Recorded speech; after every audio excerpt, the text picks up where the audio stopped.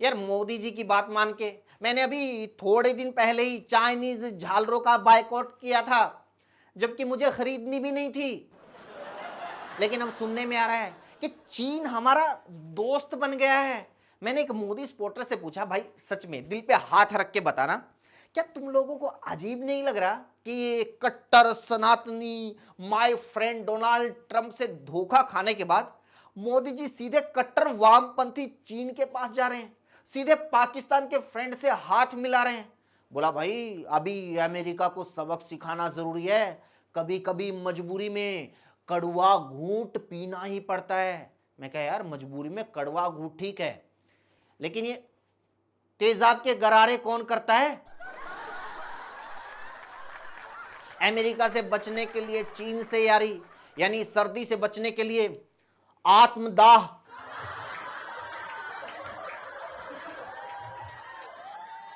Trump ने tariff का जो झटका दिया, क्या उसे कंपनसेट करने के लिए चीन से यारी सही है? वही चीन जो भारत को निगलने के लिए तैयार बैठा है।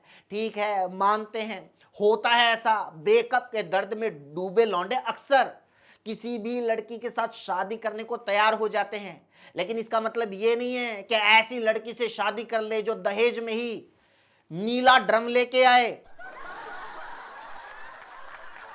मैंने मोदी सपोर्टर को कहा, यार कितना बुरा लगेगा इतने साल राइट विंग पॉलिटिक्स के देवता ट्रंप की पूजा की और अब वामपंथी चीन की जय बोलनी पड़ेगी। कल तक जिन लोगों को सिकुलर, लिब्रांडू, वामिये, डफली गैंग बोलकर गालियां देते थे, अब उनकी रिस्पेक्ट करनी पड़ेगी। फिर से ये चाइनीज ऐप इंस्टॉल करनी पड़ेगी, फिर से टिकटॉक चलानी पड़ेगी, फिर से अंजलि अरोड़ा का कच्चा बादाम देखना पड़ेगा।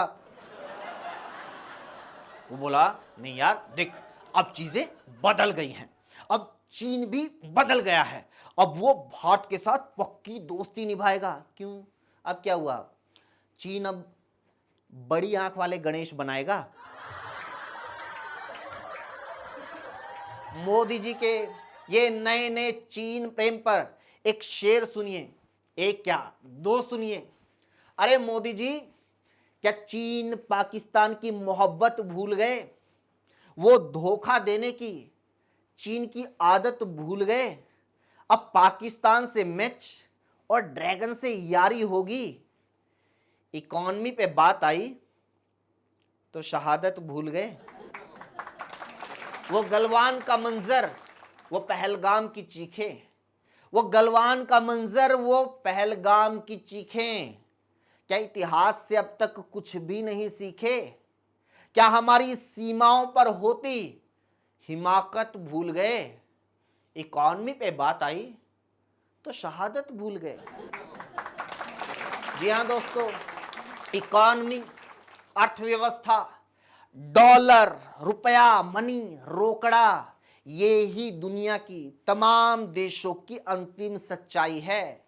यही दो देशों के बीच दोस्ती दुश्मनी की, यही विदेश नीति की और यही तथाकथित देशभक्ति की सच्चाई है। कोई भी सरकार तमाम फैसले इकॉनमी के हिसाब से लेती है, लेकिन आम लोगों के हलक में विचारधारा, दक्षिणपंथी, वामपंथी, धर्म, सभ्यता, संस्कृति, ये सब ठूस दिया जाता है और वो पूरा दिन सोशल मीडिया पर ये उसी की उल्टी करते रहते हैं। इसका रिजल्ट ये होता है कि एक तरफ मोदी जी चीनी विदेश मंत्री से ट्रेड डील करते हैं, तो दूसरी तरफ बेचारे बिना खोपड़ी के अंधभक्त चाय में भी चीनी अवॉइड करते हैं। आज के इस वीडियो में हम आपको बताएंगे कि कैसे इकॉनमी, पैसे और पावर के चक्कर में विचारधाराएं बदलती रहती हैं, दोस्त बदलते हैं, नीतियां बदलती हैं और आपकी देशभक्ति भी बदलती है। आखिर तक देखिएगा, एक एक बात सुनने वाली है। और सबसे पहले बात, ये दक्षिणपंथी और वामपंथी विचारधारा की इस गठजोड़ की करते हैं। बेचारे मोदी समर्थकों को रोज घुट्टी पिलाई जाती है, वामपंथी तो देशद्रोही हैं, वामपंथी तो विकास विरोधी हैं, ये तो हिंदू विरोधी हैं, वामपंथी इतिहासकार ये, वामपंथी बुद्धिजीवी वो, हम वामपंथ के विरोधी हैं, ये कम्युनिस्ट हमारे विरोधी हैं। जबकि सच्चाई ये है कि भारत में वामपंथ और दक्षिणपंथ का कोई खास राजनीतिक टकराव कभी हुआ ही नहीं। टकराव छोड़िए, इन दोनों ने तो कई बार एक दूसरे के लिए खुराक का काम किया है। असल में तो दोनों का जो बड़ा राजनीतिक संघर्ष रहा है वो कांग्रेस के खिलाफ रहा है। इसलिए जब भारत में पहली बार 1977 में गैर कांग्रेसी सरकार बनी थी तो जनता पार्टी की उस सरकार में वामपंथी सीपीआईएम और दक्षिणपंथी जनसंघ दोनों शामिल थे। ये वही सरकार थी जिसमें प्रधानमंत्री बने मोरारजी देसाई, विदेश मंत्री बने अटल बिहारी वाजपेयी, सूचना प्रसारण मंत्री बने लाल कृष्ण आडवाणी। एक तरह से देखा जाए तो वामपंथियों की ही मेहरबानी है कि आडवाणी जी को भारत रत्न मिला, मोदी जी की खातिर कुर्सी छोड़ने के लिए नहीं। एक्चुअली जब देश आजाद हुआ तो दक्षिणपंथी और वामपंथी ये दो ही लोग ऐसे थे जो मानते थे कि ये आजादी तो अधूरी आजादी है, ये आजादी तो नकली आजादी है। कुछ लोग तो आज भी यही मानते हैं। उस टाइम वामपंथ के एक बड़े धड़े ने तो आजाद भारत की पहली सरकार के खिलाफ ही हथियारबंद आंदोलन छेड़ दिया था। उसका कहना था कि हम उस आजादी को मानते ही नहीं जो गांधी के रास्ते पे चल के मिली है। हम तो रूस और चीन यानी लेनिन और माओ के रास्ते पर चलकर सत्ता हासिल करेंगे, यानी हथियारों के दम पर सत्ता हासिल करेंगे। इसलिए आजादी के बाद से ही कांग्रेस सरकार की इन वामपंथी उग्र संगठनों के साथ लड़ाई और राजनीतिक संघर्ष शुरू हो गए। धीरे धीरे इन संगठनों को नक्सलवादी नाम मिला और फिर सरकार ने इन नक्सलवादी संगठनों पर काबू करने का काम किया। इमरजेंसी के टाइम तो इंदिरा गांधी ने नक्सलवाद को लगभग पूरी तरह खत्म ही कर दिया था। तमाम नक्सलियों और उनके बड़े नेताओं चारू मजूमदार और कानून सान्याल को भी गिरफ्तार कर लिया गया था। लेकिन फिर इमरजेंसी खत्म होती है, केंद्र में जनता पार्टी की सरकार बनती है। ये सरकार वामपंथी दलों और संघीय दलों के गठबंधन से बनी थी। इस सरकार ने सत्ता में आते ही तमाम नक्सलियों को रिहा कर दिया। बस फिर क्या था, उसके बाद से लेकर नक्सलवाद के खिलाफ ये लड़ाई आज तक जारी है। इस लड़ाई में सैकड़ों हजारों जाने और लाखों करोड़ की संपत्ति स्वाहा हो चुकी है और इन्हीं नक्सलियों का बहाना बनाकर देश के तमाम बुद्धिजीवियों को अर्बन नक्सल बोल दिया जाता है। जबकि सच्चाई यह है कि इस नक्सलवाद को ऑक्सीजन देने वाले ही ये लोग थे जो आज सत्ता में बैठे हैं। और सुनिए, देश में दूसरी बार गैर कांग्रेसी सरकार बनने में भी ये दोनों विचारधाराएं साथ थी, क्योंकि कांग्रेस के खिलाफ ही 1989 में लोकसभा चुनाव में वीपी सिंह के नेतृत्व में जनता दल ने राष्ट्रीय मोर्चा बनाया था। इस मोर्चे को भारतीय जनता पार्टी और सीपीआईएम दोनों ने समर्थन दिया था। मतलब दोनों ही बार इन दोनों तथाकथित कट्टर विरोधी विचारधाराओं ने कांग्रेस के खिलाफ गठबंधन किया। भारत के इतिहास में सिर्फ त्रिपुरा एक छोटा सा ऐसा स्टेट है जहां कभी राइट विंग पार्टी यानी बीजेपी ने वामपंथी पार्टी को हराकर सरकार बनाई हो, और वहां भी बीजेपी ने गठबंधन में सरकार बनाई है, अकेले नहीं। वरना तो आज तक बीजेपी ने वामपंथ से कभी ऐसी राजनीतिक लड़ाई नहीं लड़ी कि उससे सत्ता छीन ली हो, उसे सत्ता से बाहर कर दिया हो या उसकी सत्ता के लिए कोई खतरा पैदा कर दिया हो। पश्चिम बंगाल में भी कांग्रेस से अलग हुई ममता बनर्जी की तृणमूल कांग्रेस ने वामपंथियों को सत्ता से बाहर किया था, बीजेपी ने नहीं। आज भी इकलौता स्टेट केरल जहां वामपंथी सरकार है, वहां भी विपक्ष में कांग्रेस गठबंधन है, बीजेपी नहीं। घरेलू राजनीति से आगे अगर अंतर्राष्ट्रीय लेवल पर बात करें तो वामपंथी चीन ही हमारे दक्षिणपंथी मोदी जी के लिए मुख्यमंत्री बनने के बाद सबसे फेवरेट देश रहा है। इसलिए सीएम रहते हुए सबसे ज्यादा बार उन्होंने चीन के दौरे किए और पीएम बनने के बाद भी ताबड़तोड़ चीन की यात्राएं की। गलवान में हमारे 20 जवानों की शहादत के बाद ये यात्राएं जरूर रुकी, लेकिन पहलगांव में 26 लोगों की हत्या के बाद ये सिलसिला फिर से शुरू होने जा रहा है। यानी जब ट्रंप के टैरिफ के बाद इकॉनमी पर खतरा आया तो देशभक्ति की ये बड़ी बड़ी बातें, बायकॉट के दावे और शहादतों का दर्द सब हवा हो गया। हम बिल्कुल ये नहीं कह रहे हैं कि भारत को चीन के साथ रिश्ते नहीं सुधारने चाहिए या सारी जिंदगी दुश्मनी की लकीर पकड़कर ही चलना चाहिए। समय और हालात के हिसाब से डिप्लोमेसी में बदलाव होते रहते हैं, होने चाहिए। लेकिन हम ये कह रहे हैं कि अगर यही सब करना है, ये सब होना है, तो जनता के दिलों में भी किसी देश के बारे में इतना जहर नहीं भरना चाहिए।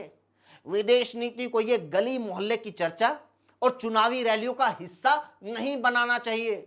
मोदी ने डंका बजा दिया, मोदी ने धरती फाड़ दी, मोदी ने आसमान झुका दिया, मोदी ने बादल निचोड़ दिया, मोदी ने सुनामी रोक दी, मोदी ने वॉर रुकवा दी। विदेश नीति के नाम पर ऐसी गपोड़बाजी भी नहीं होनी चाहिए और जनता को भी चाहिए कि खुद भी थोड़ी अक्ल का इस्तेमाल करे, इस सच्चाई को समझे कि हमारे देश के भीतर राजनीति में और अंतर्राष्ट्रीय मंच पर विदेश नीति में ये विचारधारा, देशभक्ति, राष्ट्रवाद, जनभावना, इस टाइप के शब्दों की कोई कीमत नहीं होती और यहां सब लेन देन, व्यापार और अर्थव्यवस्था का खेल चलता है। जी हां, ये अर्थव्यवस्था की ही जरूरत थी कि वर्ल्ड वॉर में जो जर्मनी और फ्रांस कट्टर दुश्मन थे वो आज यूरोपियन यूनियन के केंद्र में और जबरदस्त पार्टनर हैं। इसी तरह जापान और दक्षिण कोरिया जो कभी दुश्मन थे, उन्होंने 1965 में अपने रिश्ते सुधारे, व्यापार किया और आज जापानी प्रोडक्ट्स और कोरियाई इलेक्ट्रॉनिक्स जैसे सैमसंग दुनिया में धूम मचा रहे हैं। अमेरिका और वियतनाम 1955 से 75 तक युद्ध में रहे, दोनों कट्टर दुश्मन थे, लेकिन 1995 में अपने संबंध सुधारे। आज वियतनाम अमेरिका का प्रमुख व्यापारिक साझेदार है। हमारा व्यापार, हमारी सुरक्षा, हमारी समृद्धि दूसरे देशों से रिश्ते और विदेश नीति को इन्हीं पहलुओं से देखना और आंकना चाहिए, गपोड़बाजी के आधार पर नहीं। ये गपोड़बाजी ही है, उसी का नतीजा है कि मोदी जी की विदेश नीति फेल हुई और अब उन्हें समझ में नहीं आ रहा कि किसका तो हाथ पकड़े, किसको दोस्त कहें और किसको दुश्मन समझें। और यह हैरानी की बात है कि ट्रंप से इतना बड़ा धोखा खाने के बाद भी मोदी जी विदेश नीति पर गपोड़बाजी बंद करने को तैयार नहीं है। याद है पिछले दिनों बिना नाम लिए अमेरिका को संदेश दे रहे थे कि भारत सरकार अपने किसानों के हितों से समझौता नहीं करेगी, यानी अमेरिका की कृषि क्षेत्र में एंट्री की शर्तों को नहीं माना जाएगा। मोदी सपोर्टर्स और मीडिया ने भी खूब वाहवाही की, देखो किसानों के साथ खड़े हैं मोदी, किसानों को बचाना चाहते हैं मोदी, इसलिए मोदी ने ट्रंप से तोड़ी दोस्ती। लेकिन असल में क्या हुआ? अमेरिका के दबाव में सबसे पहली चोट इन किसानों को ही मारी गई। मोदी सरकार ने अमेरिका से आने वाली कॉटन से इंपोर्ट ड्यूटी हटा दी, यानी ट्रंप हम पर टैरिफ थोप रहा है और हम उसके सामान से टैरिफ हटा रहे हैं। और चप्पल चोर मीडिया को लग रहा है कि यह मोदी का पलटवार है। अभी इससे होगा यह कि टेक्सटाइल इंडस्ट्री अमेरिका से सस्ता कॉटन मंगवाएगी और भारत के किसानों की कॉटन का रेट गिरेगा, यानी किसानों को घाटा होगा। अब यही डर चीन को लेकर भी है। मोदी जी चीन पर फिदा तो हो गए हैं, लेकिन हमें नजर इस बात पर रखनी चाहिए कि क्या वो चीन से डील में भारत के हितों की रक्षा करेंगे या नहीं। और हाँ, ये विदेशी मामलों पर भावुक होने वाले उन तमाम देशभक्तों को भी बधाई दे देते हैं जिन्होंने दिलजीत की मूवी को रिलीज नहीं होने दिया था, क्योंकि मूवी में दिलजीत ने पाकिस्तानी लड़की के साथ काम किया था। उन तमाम देशभक्तों के लिए खुशखबरी यह है कि आपकी देशभक्ति की कद्र करते हुए सरकार ने भारत पाकिस्तान के मैच को हरी झंडी दिखा दी है, नहीं सॉरी, भगवा झंडी दिखा दी है। एशिया कप में भारत और पाकिस्तान का मैच 14 सितंबर को होगा और सच तो यह है कि इस मामले में भी ज्यादा भावुक होने की जरूरत नहीं है। यह होना ही था, आज नहीं होता तो कल होता, कल नहीं होता तो परसों होता, लेकिन यह होता जरूर, क्योंकि यह भी रोकड़े का, इकोनॉमी का मामला है। और यह बात तो हम सबको पता है कि भारत और पाकिस्तान जब खेलता है तो रोकड़ा बरसता है। इसी के साथ वीडियो में इतना ही दोस्तों। कैसी लगी कमेंट करके जरूर बताइए और लोगों तक पहुंचाने के लिए वीडियो को शेयर कीजिए। जुड़ने के लिए चैनल को जरूर सब्सक्राइब कीजिए, प्लीज सब्सक्राइब कीजिए। Thank you so much.